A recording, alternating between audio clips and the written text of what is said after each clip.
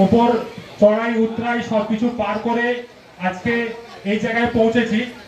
একটি 4 জনের অফিস থেকে আজকে প্রায় 25 জনের অফিসে আমরা পৌঁছেছি। তো আমাদের নিজস্ব একটা বারাসাতের মতো শহরে নিজস্ব একটা অফিস হয়েছে, নিজস্ব একটা ওয়ার্ল্ড ক্লাস সেট আপে আমরা কাল থেকে জয়েনিং করছি। কাল থেকে আমরা শুরু করব আমাদের জীবনের, অফিস জীবনের নতুন অধ্যায়।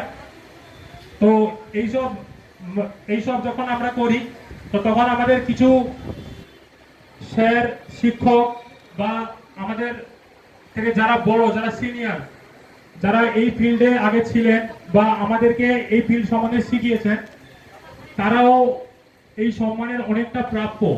তাদের তাদের অ্যাচিভমেন্টটা বা আমাদের অ্যাচিভমেন্টটা তাদেরও সাকসেসের অন্যতম কারণ।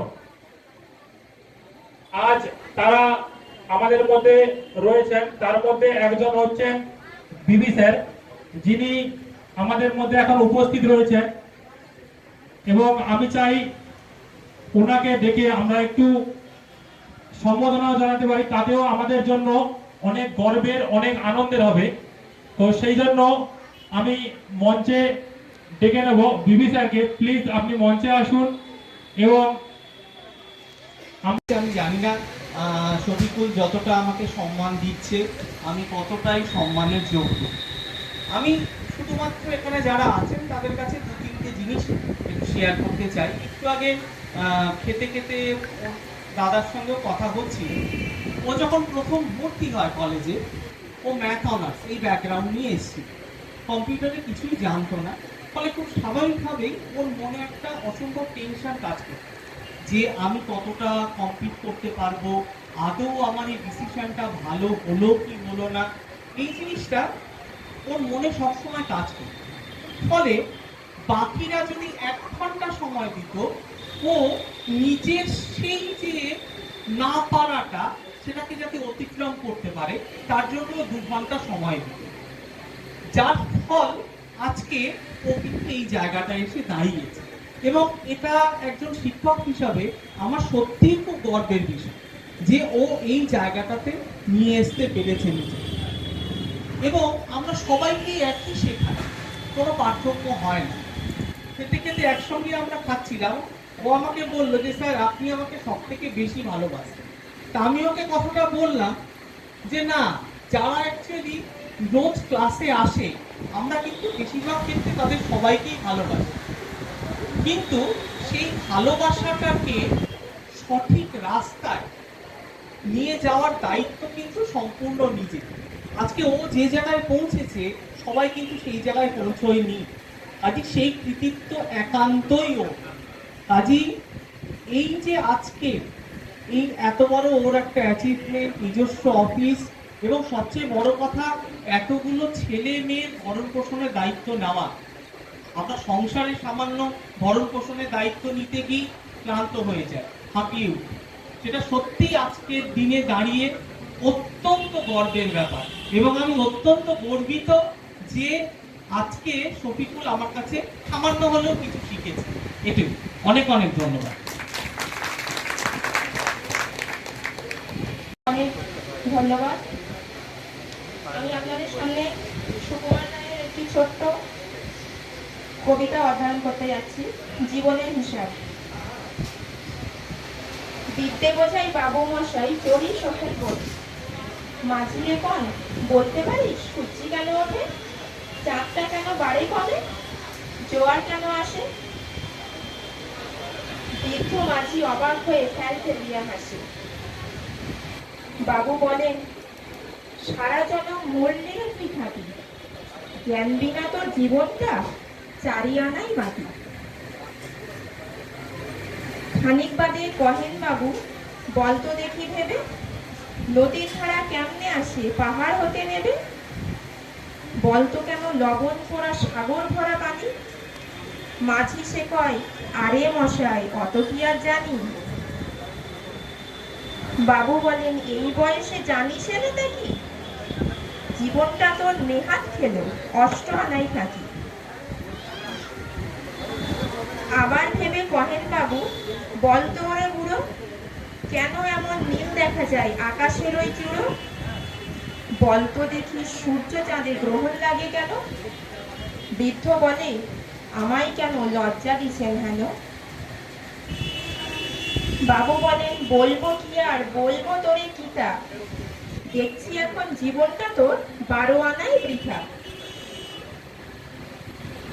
খানিক বাদে ঝড় উঠেছে, ঢেউ উঠেছে ফুলে, বাবু দেখে নৌকাখানি ডুবলো বুঝি জলে। মাঝিরে কন, এ কি আপদ, ওরে ও ভাই মাঝি, ডুবলো নাকি নৌকো, এবার মরবো নাকি আজি? মাঝি শুধায়, সাঁতার জানো? মাথা নাড়েন বাবু। মূর্খ মাঝি বলে, মশাই এখন কেন কাবু? বাঁচলে শেষে আমার কথা হিসাব করো পিছে, তোমার দেখি জীবনখানা 16 আনাই মিছে। Thank you. এবং আমাদের সামনে ভিন্ন ধরনের সাদের অনুষ্ঠান করবেন, বাংলা জোকস বা মিমিক্রি এই টাইপের অনুষ্ঠান।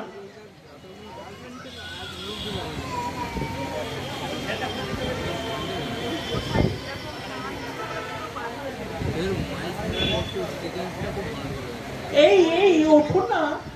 কি হয়েছে? আমি স্বপ্ন দেখলাম যে তুমি আমাকে একটি হীরের আংটি কিনে দিলে। আবার ঘুমিয়ে পড়ো, এবার স্বপ্নের আংটিটি পরে বান্ধবীদের গিয়ে দেখিয়ে এসো। স্বামী ঘুমিয়ে পড়লো। দ্বিতীয়, শিক্ষক, বিবাহের সময় কেন 7 পাকে বাঁধা হয়? 7 বার ঘোরানোর তাৎপর্য কি? ছাত্র, কারণ স্যার প্রত্যেকটা পাকে 360 ডিগ্রি ঘোরানো হয়। 360 এমন একটি সংখ্যা যেটা কিনা 1 থেকে 9 এর মধ্যে কেবলমাত্র 7 দিয়ে ভাগ করা যায় না। অর্থাৎ 7 বার ঘুরলে বিবাহের পর স্বামী স্ত্রীর সম্পর্কটা অবিভাজ্য হয়। শিক্ষক, বাবা তুই আমার চেয়ারে এসে বস। থার্ড, রাখো, আমি তো তোমাকে পরে ফোন করছি। স্ত্রী বলছে, এই তুমি কার সাথে ফিস করে কথা বলছো? বোনের সাথে। বোনের সাথে ফিসফিসিয়ে কথা বলার কি আছে? কারণ ওটা তো তোমার বোন। নেক্সট, আজ রান্না করনি কেন? পড়ে গিয়েছিলাম এবং লেগেছে।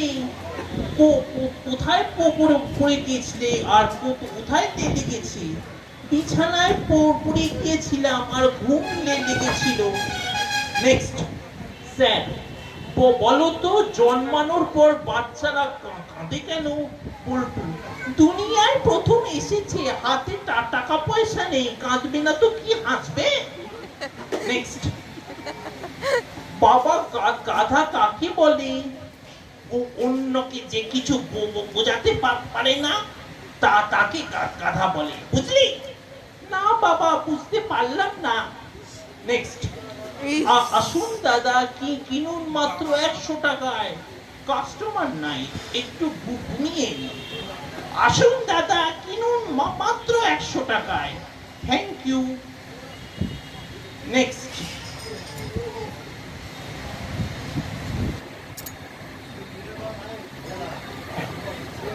বোঝো ঠেলা।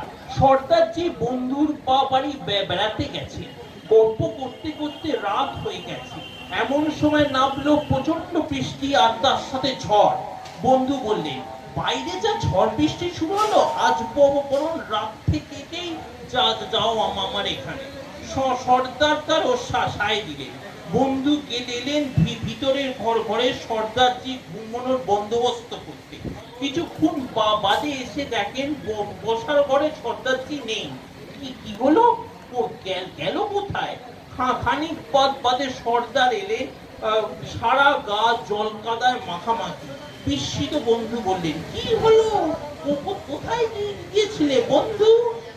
সর্দারজি বললেন, বাড়ি গিয়ে বউকে বলে এলাম, বাইরে যা ঝড় বৃষ্টি হচ্ছে, আজ রাতটা তো আমি তোমার বাবা বাড়িতে কাটাবো, নইলে আবার দুশ্চিন্তা করবো।